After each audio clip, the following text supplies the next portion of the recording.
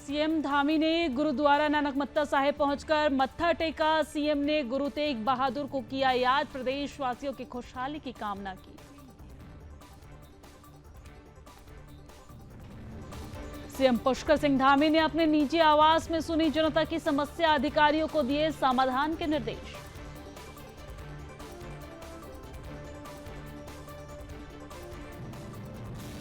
BJP का राष्ट्रव्यापी सदस्यता अभियान लगातार जारी, 1 अक्टूबर से शुरू होगी दूसरे चरण की शुरुआत। 2 सितंबर से शुरू हुआ था सदस्यता अभियान। राज्यसभा सांसद कल्पना सैनी ने राहुल गांधी पर बोला हमला, कहा राहुल गांधी जनता को गुमराह करने का कर रहे हैं काम। राहुल गांधी बिल्कुल भी नहीं है गंभीर। उत्तराखंड के दौरे पर राष्ट्रीय मानवाधिकार आयोग की टीम, विभिन्न स्थानों का जायजा ले रही टीम ने वृद्धाश्रम का किया निरीक्षण।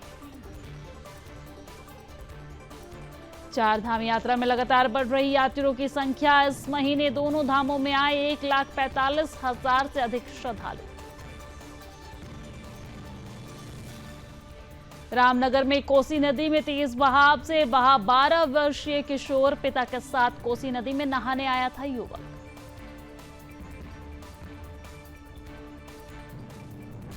बागेश्वर में बहुउद्देशीय शिविर का आयोजन, जिला विधिक सेवा प्राधिकरण ने किया शिविर का आयोजन। शिविर में लगाए गए विभागीय स्टॉल।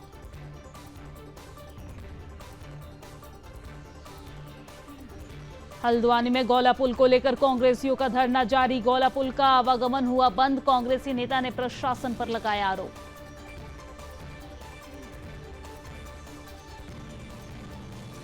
बागेश्वर में बरसाती नालों ने खोली गरूर क्षेत्र के सड़कों की पोल, ग्रामीणों ने हालातों का वीडियो बनाकर साझा किया।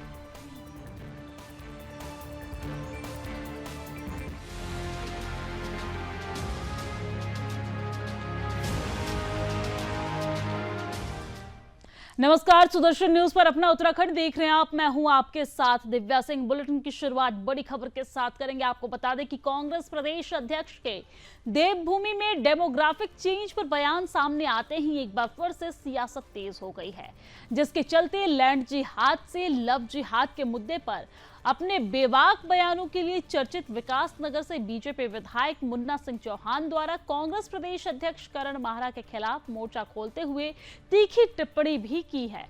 आपको बता दें कि गौरतलब है कि पचुआदून में आए दिन समुदाय विशेष के लोगों द्वारा हिंदू महिलाओं से छेड़छाड़, लव जिहाद जैसे मामले लगातार सामने आते रहते हैं, जिसके चलते लंबे समय से विधायक मुन्ना सिंह चौहान लव जिहाद जैसे मामले पर खुलकर सामने आते हैं और आरोपियों पर ठोस कार्रवाई के लिए भी प्रयासरत रहते हैं। इसी के चलते अब मुन्ना सिंह चौहान ने तीखी प्रतिक्रिया जाहिर करते हुए कांग्रेस प्रदेश अध्यक्ष माहरा यानी कि करण माहरा के बयान को शर्मनाक बताया है।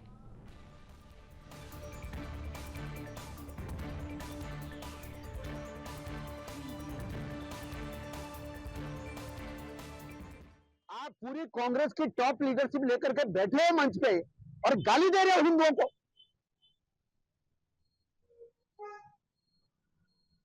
आप एक तो चोरी, ऊपर से सीना चोरी, एक तो दुखद घटना है, ऊपर से आप गाली दे रहे हैं, हमें अपमानित करने का काम कर रहे हैं, कुतर्क दे रहे हैं उसके लिए।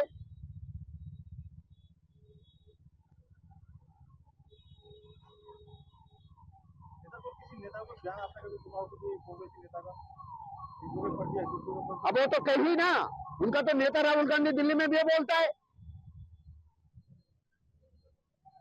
हिंदू तो क्रिमिनल होता है, हिंदू तो अपराधी होता है। तो सूप जो बोले सो बोले, छन्नी भी बोले जिसमें 72 छेद।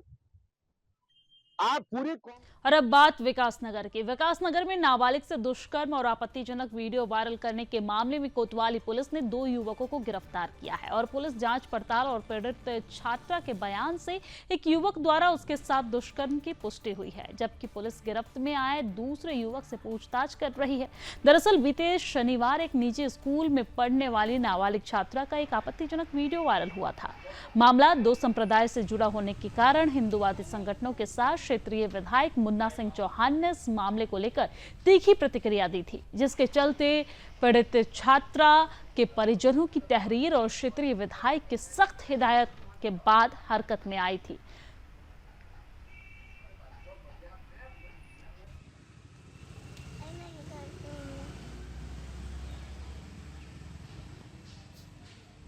देखिए, विकास नगर में पॉक्सो से संबंधित एक प्रकरण आया है जिसमें पुलिस द्वारा त्वरित कार्रवाई करते हुए अभियोग पंजीकृत कर दोनों आरोपियों को अरेस्ट कर लिया गया है। एफआईआर में अंकित तथ्यों के आधार पर 2 व्यक्तियों को नामजद किया गया था। विवेचना के दौरान आयु द्वारा जब पीड़िता से वार्ता की गई और मेडिकल के दौरान डॉक्टर द्वारा जब पीड़िता से वार्ता की गई तो इसमें ये तथ्य सामने भी आए हैं कि पीड़िता के साथ उक्त दोनों व्यक्तियों में से एक व्यक्ति द्वारा गलत काम किया गया है और उसमें दोनों पहले से एक दूसरे को जानते हैं, पूर्व परिचित हैं और दोनों एक ही स्कूल के थे, इसलिए इनका मिलना जुलना था। यह भी विदित हुआ है कि घटना को बढ़ा चढ़ाकर कुछ लोग सामूहिक दुष्कर्म का रूप देना चाह रहे हैं, तो मैं इसमें सभी को अवगत कराना चाहूँगा कि अभी प्रथम दृष्टया जो भी अभी तक विवेचना हुई है इसमें सामूहिक दुष्कर्म में कोई तथ्य प्रकाश में नहीं आए हैं और जो भी अभियुक्त है दोनों की भूमिका को विवेचना में शामिल करते हुए उनको अपेक्षित उनके विरुद्ध कार्रवाई की जाए। और अब बात हल्द्वानी की। हल्द्वानी में आए दिन महिलाओं के साथ हो रही अप्रिय घटनाओं को रोकने के उद्देश्य से प्रशासन ने कमर कस ली है। लगातार ऑटो चालकों द्वारा छेड़खानी करने की खबरों के बाद डीएम ने एक एसओपी जारी करते हुए तय किया है कि ऑटो पर अब उनके रूटों के हिसाब से कलर रंग सहित चालकों का सत्यापन, आईडी कार्ड आदि की व्यवस्था की जाएगी। वहीं आरटीओ द्वारा टेम्पो की फिटनेस भी जांची जाएगी।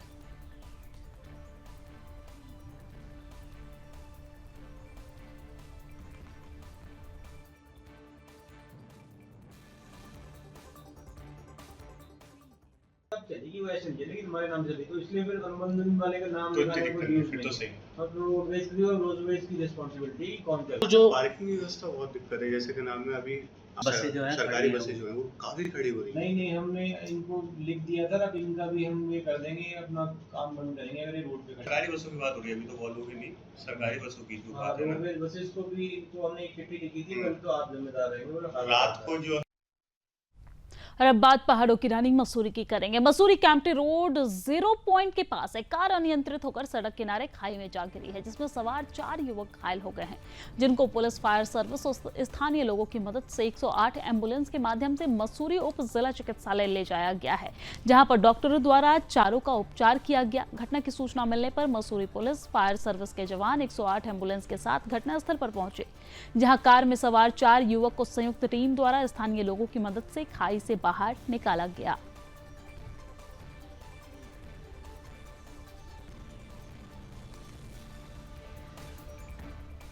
और अब बात रामनगर की करेंगे। आज रामनगर से कुछ दूरी पर स्थित ग्राम सुंदर खाल क्षेत्र के पास कोसी नदी में एक अज्ञात युवक का शव मिलने के बाद इलाके में हड़कंप मच गया है। बताया जा रहा है कि 3 दिन पहले मोहान क्षेत्र के स्थित कोसी नदी में एक युवक द्वारा छलांग लगाई गई थी। फिलहाल पुलिस मामले की जांच में जुट गई है। वहीं मामले में जानकारी देते हुए कोतवाल अरुण कुमार सैनी ने बताया है कि आज जो शव बरामद हुआ है वो करीब 3 दिन पुराना है और शव पूरी तरीके से सड़ा और गला हुआ है।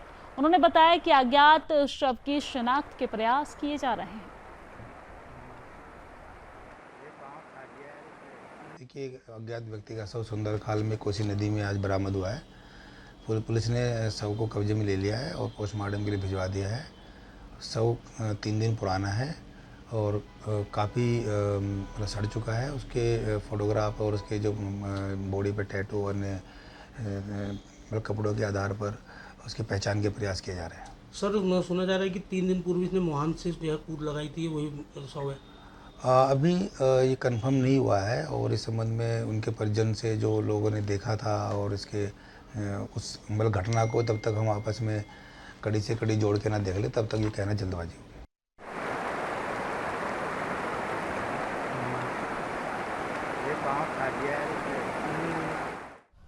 प्रांतीय चिकित्सा स्वास्थ्य सेवा संघ के आह्वान पर सरकारी अस्पतालों में कार्यरत डॉक्टरों ने मांगों के समर्थन में मसूरी उप जिला चिकित्सालय में कार्यरत डॉक्टरों ने काली पट्टी बांधकर अपना विरोध दर्ज कराया है। इस मौके पर डॉक्टर खजान सिंह चौहान और डॉक्टर अभिनव वैदिक ने कहा है कि प्रांतीय चिकित्सा स्वास्थ्य सेवा संघ ने लंबित मांगों को लेकर 4 अक्टूबर से कार्य बहिष्कार करने का ऐलान किया है।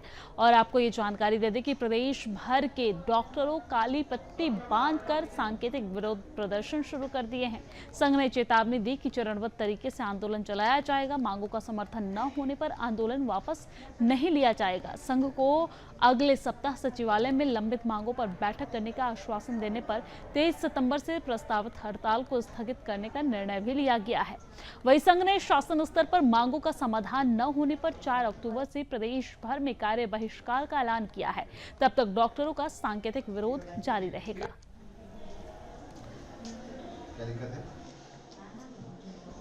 हम लोग खाली प्रदर्शन कर रहे हैं काली पट्टी बांध कर, क्योंकि बड़े लंबे टाइम से हमारी कई मांगे हैं जो कि विभाग और तथा हमारे उच्च अधिकारी और जो बड़े लोग हैं वो लोग हमारी सुन नहीं रहे हैं। तो उसमें से मेन मुद्दा हमारा है जो डीपीसी है। जितने हमारे सीनियर हैं उनकी डीपीसी नहीं हो रही है, प्रमोशन नहीं हो रहे हैं।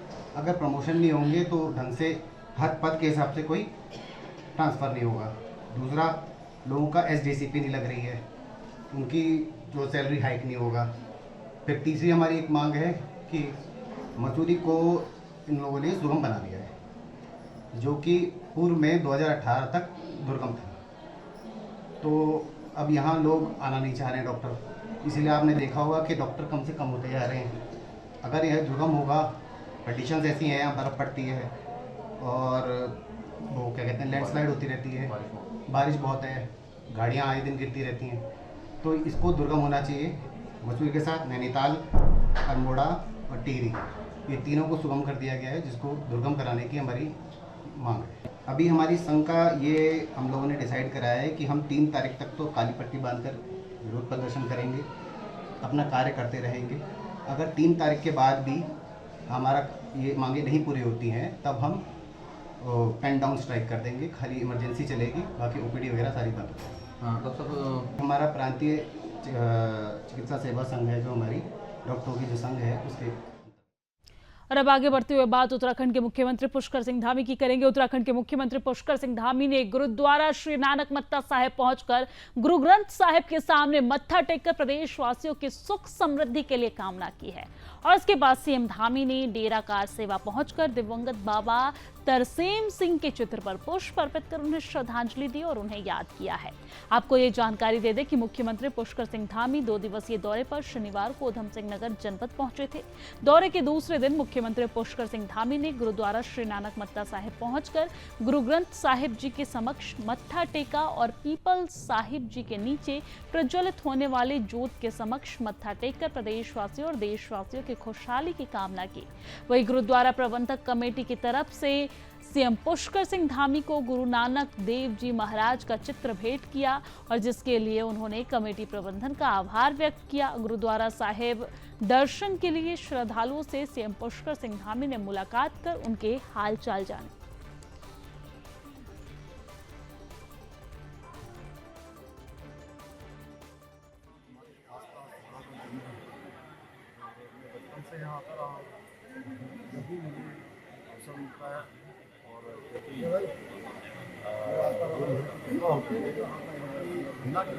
यहाँ पहुँच नहीं सकता, जब भी गुरु घर का बुलावा होता है तब यहाँ हमेशा उनसे प्रार्थना करता हूँ कि हमारे राज्य में सुख शांति रहे, हमारा हर दृष्टि से खुशहाल हो।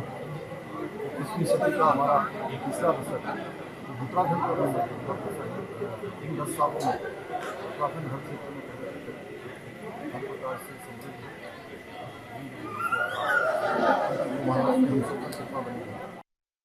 और अब खबर खटीमा से है, जहां पर आज मुख्यमंत्री पुष्कर सिंह धामी ने अपने निजी आवास नगला तराई में जनता की समस्याओं को सुना और संबंधित अधिकारियों को समाधान करने के निर्देश दिए हैं। इसके बाद सीएम पुष्कर सिंह धामी ने मेला घाट पहुंचकर पूर्व जिला पंचायत सदस्य कृष्णपाल उर्फ कन्हैया के निधन पर उनके आवास पर जाकर शोक संवेदना व्यक्त की और परिजनों को सांत्वना दी और दिवंगत की आत्मा की शांति के लिए ईश्वर से प्रार्थना की है। इस मौके पर दर्जा राज्य मंत्री अनिल कपूर डब्बू, रमेश चंद्र जोशी, जिलाधिकारी उदय राज सिंह, वरिष्ठ पुलिस अधीक्षक मणिकांत मिश्रा आदि मौके पर मौजूद नजर आए।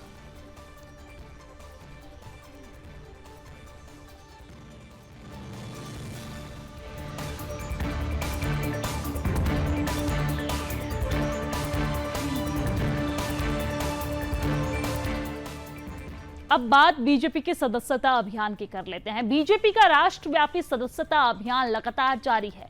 उत्तराखंड में 2 सितंबर से शुरू हुए सदस्यता अभियान का पहला चरण 30 सितंबर तक समाप्त हो जाएगा। आपको ये जानकारी दे दें कि पहले चरण में अब तक बीजेपी उत्तराखंड में 10 लाख सदस्य बनाने का लक्ष्य पूरा कर चुकी है। वहीं इस पर बीजेपी महामंत्री संगठन आदित्य कोठारी ने बताया है कि इस अभियान के दूसरे चरण की शुरुआत 1 अक्टूबर से होगी और इस बार पार्टी ने सदस्यता अभियान में लोकसभा चुनाव में मिले हुए मत के सापेक्ष 75% मतदाताओं को सदस्य बनाने का लक्ष्य रखा है। इसके लिए पार्टी की नीतियों को जनता तक पहुंचाने का काम भी किया जा रहा है।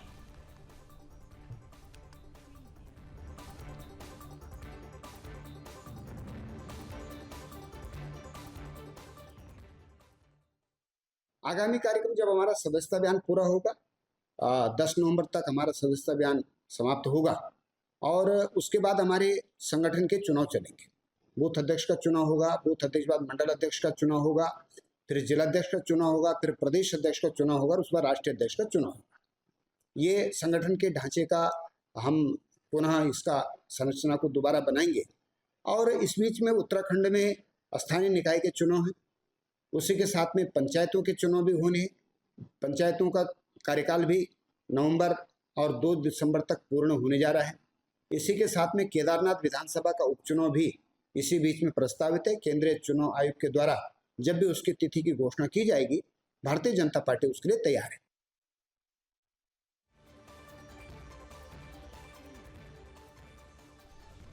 और चलिए अब आगे बढ़ते हुए बात उत्तराखंड के राज्यसभा सांसद कल्पना सैनी की करते हैं। उत्तराखंड के राज्यसभा सांसद कल्पना सैनी ने राहुल गांधी पर तीखा हमला बोला है। आपको बता दें कि उन्होंने कहा है कि राहुल गांधी देश की जनता को गुमराह करने का काम कर रहे हैं। राहुल गांधी की अमेरिका में दिए गए उनके बयान से ओबीसी वर्ग के लिए उनकी मानसिकता सामने आ गई है। उन्होंने ये भी कहा है कि राहुल गांधी विपक्ष के नेता हैं और वो कहीं से भी गंभीर नजर नहीं आ रहे हैं। उन्होंने ये भी कहा है कि विपक्ष के नेता की भूमिका विशेष होती है। उन्हें देश की सुरक्षा, वित्त, विदेशी मामलों के साथ समूचे देश के विकास के लिए अपना योगदान देना होता है। लेकिन राहुल गांधी बिल्कुल गंभीर नहीं है। सांसद कल्पना सैनी ने कहा है कि राहुल गांधी कभी कभी अपनी सभी सीमाएं पार कर देते हैं। साथ ही आरोप लगाया कि राहुल गांधी ने विदेश में जाकर ओबीसी वर्ग के साथ सनातन धर्म का भी अपमान किया है। यानी कि ओबीसी का तो अपमान किया ही किया है, साथ ही साथ सनातन धर्म का भी अपमान किया है और इसको लेकर बीजेपी लगातार हमलावर है। इसी बीच राज्यसभा सांसद कल्पना सैनी ने भी जमकर हमला बोला है।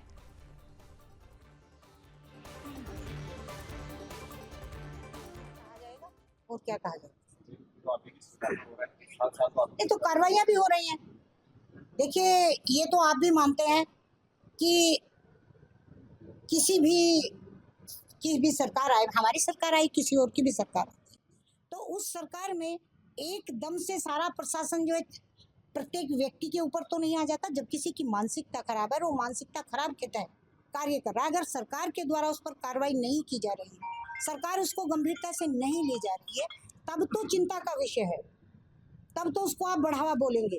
पर मेरी सरकार गंभीरता से कार्य कर रही है, प्रत्येक मुद्दे पर चिंता कर रही है और नियमों में अगर आवश्यकता पड़ रही है तो वो परिवर्तन भी कर रही है।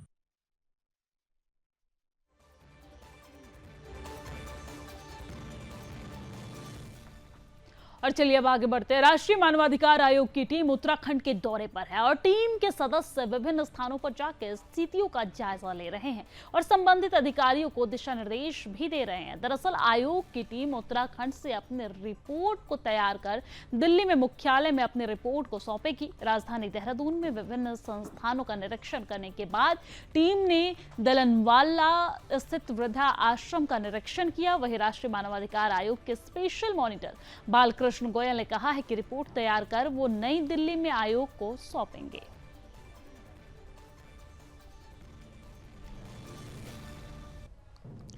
और अब आगे बढ़ते हुए बात विश्व प्रसिद्ध चार धाम यात्रा की कर लेते हैं। विश्व प्रसिद्ध चार धाम यात्रा में उत्तरकाशी में 2 धाम गंगोत्री और यमुनोत्री धाम में यात्रियों की संख्या लगातार बढ़ रही है। दरअसल इस महीने में 22 दिनों की अवधि में दोनों धामों में 1,45,000 से अधिक श्रद्धालु आ चुके हैं। आपको ये बता दें कि पिछले सालों की यात्रा की तुलना में इस यात्रा काल में शुरू से ही यमुनोत्री धाम में आने वाले श्रद्धालुओं की संख्या ज्यादा है और इस साल अब तक यमुनोत्री धाम में पहुंचने वाले श्रद्धालुओं का आंकड़ा 6 लाख को पार कर गया है। आपको ये भी बता दें कि गंगोत्री धाम में भी अभी तक 6,80,000 से अधिक तीर्थ यात्री पहुंच चुके हैं।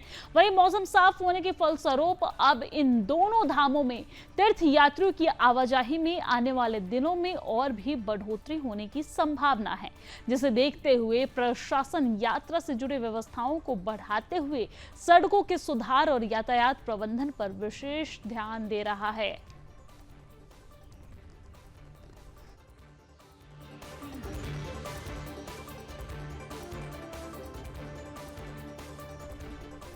और अब खबर रामनगर से है, जहां पर रविवार की शाम अपने पिता के साथ कोसी नदी में नहाने गया 12 वर्षीय किशोर पानी के तेज बहाव में बह गया है, जिसे खोजने का काफी प्रयास भी किया गया, लेकिन बालक का कोई पता नहीं चल पाया। सूचना मिलने के बाद मौके पर पहुंची एसडीआरएफ और पुलिस टीम ने कोसी नदी में बहे बालक को खोजने के लिए सर्च ऑपरेशन चलाया। आपको ये जानकारी दे दें कि करीब 2 घंटे की कड़ी मशक्कत के बाद एसडीआरएफ की टीम के 2 जवानों ने नदी से बालक का शव बरामद कर लिया है नदी से और शव को बाहर निकाला गया, जिसके बाद परिजनों में कोहराम मच गया। घटना के संबंध में जानकारी देते हुए तहसीलदार ने यह जानकारी दी है कि ग्राम नई बस्ती पचड़ी निवासी गोविंद सिंह बिष्ट रविवार को ये दोपहर गांव के स्थित कोसी नदी में अपने 3 बच्चों के साथ नहाने गए थे और उन्होंने ये भी बताया है कि इसी बीच नहाते नहाते गोविंद बिष्ट का 12 वर्षीय बेटा धीरज बिष्ट पानी के तेज बहाव में बह गया और बच्चों की चीख पुकार के बाद गोविंद बिष्ट ने भी अपने बच्चों को बचाने का प्रयास किया, लेकिन वो सफल नहीं हो पाए।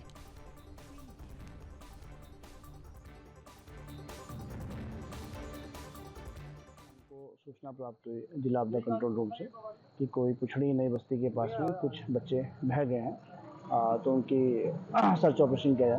तत्काल मूवमेंट करते हुए मौके पर पुलिस, एसडीआरएफ और प्रशासन पहुंच गया था, जिसके उपरांत सर्च ऑपरेशन चलाया गया। मौके पर सूचना प्राप्त हुई कि गोविंद सिंह बिष्ट जी हैं, उनके 3 बच्चे यहाँ पर स्नान करने नई बस्ती के पास में आए हुए थे, जो कोसी नदी में एक बच्चा धीरज सिंह बिष्ट उम्र लगभग 12 वर्ष बह गया, जो लगभग 6 बजे जिसका शव गेट के पास में कालू सीधी गेट के पास में प्राप्त हुआ। ये कहाँ के रहने वाले हैं? ये नई बस्ती पुछड़ी के ही बता रहे हैं बस।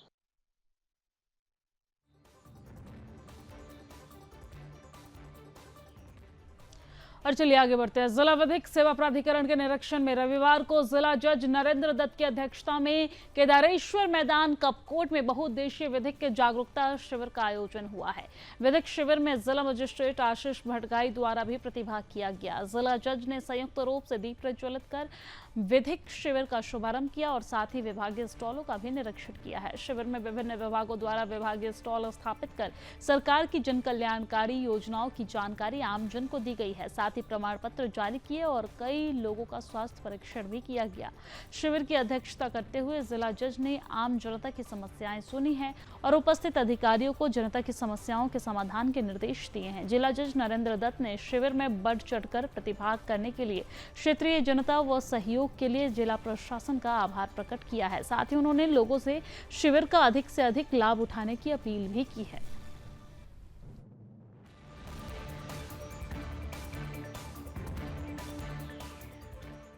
यहाँ पे लगाया गया था, सभी लोगों के द्वारा पार्टिसिपेट किया गया है। काफी अच्छा ये शिविर यहाँ पर, इसमें जितनी भी विधिक जागरूकता जनता के लिए आवश्यक होती है है उसकी जानकारी दी गई है। और साथ ही साथ विभिन्न विभागों के स्टॉल भी यहाँ पर लगाए हुए हैं, जिसमें विभिन्न प्रकार के प्रमाण पत्र यहाँ पर बटे हैं।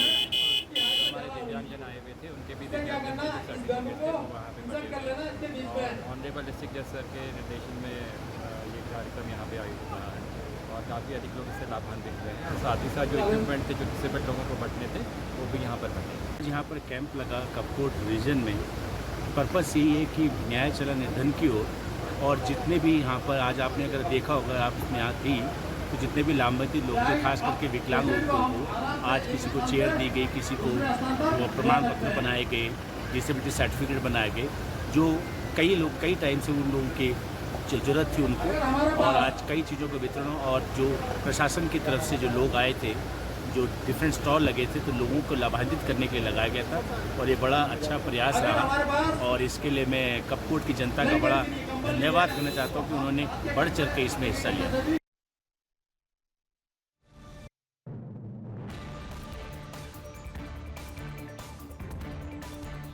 और चलिए अब आगे बढ़ते हुए बात हल्द्वानी की कर लेते हैं। हल्द्वानी गौला पुल की अप्रोच रोड बरसात में बह जाने के बाद से पुल में आवागमन पूरी तरीके से पुल पर बंद हो गया है, जिस वजह से गौला पार, खटीमा, टनकपुर सहित पर्वतीय इलाकों की तरफ से हल्द्वानी से बाईपास होकर जाने पर पूरा यातायात बाधित हो गया है। आपको बता दें, कांग्रेस और अन्य सामाजिक संगठन पूर्व में 2 बार प्रशासन को पुल के जल्द खोले जाने और वैकल्पिक मार्ग बनाए जाने की मांग को लेकर ज्ञापन दे चुके हैं। बावजूद इसके अभी भी पुल का स्थलीय निरीक्षण ही हो रहा है, यानी कि स्थलीय निरीक्षण पुलिस प्रशासन के द्वारा की जा रही है। अभी तक कोई कदम नहीं उठाया गया है और इसी के मद्देनजर कांग्रेस ने गौला पार, गौला पुल के पास चौराहे में विशाल धरना प्रदर्शन शुरू कर दिया है। धरना प्रदर्शन में जहां कांग्रेस के सारे दिग्गज एक साथ धरने पर बैठे हैं, धरना प्रदर्शन कर रहे कांग्रेसी नेताओं ने प्रशासन, NHAI और सरकार पर आरोप लगाए हैं।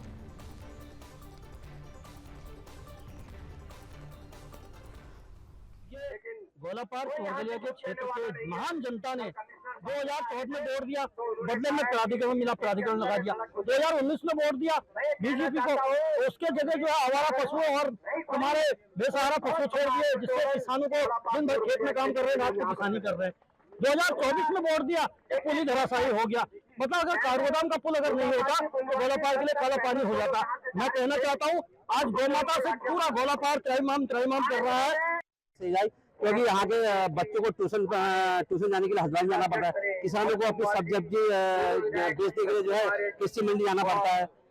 जितने भी लोग हैं, बुजुर्ग लोग हैं, क्योंकि मैं ट्रेन में रहता हूँ, मेरी ग्राम सभा लोग कैसे जाएंगे, मुझे ये समस्या आ रही है। क्योंकि हमारा गोलापुर कम से कम 2000 की आबादी को बहुत बड़ा नुकसान हुआ है, बहुत बड़ी हानि हुई है। टेम्पो का किराया बढ़ गया है, लोगों की आम जिंदगी कैसे गुजर कर रहे हैं, बहुत बड़ी मुश्किल से गुजर कर रहे हैं निरंतर। और अपना उत्तराखंड की खबरों में फिलहाल के लिए इतना ही, लेकिन देश और दुनिया की तमाम खबरों के लिए आप देखते रहिए सुदर्शन न्यूज। जय हिंद।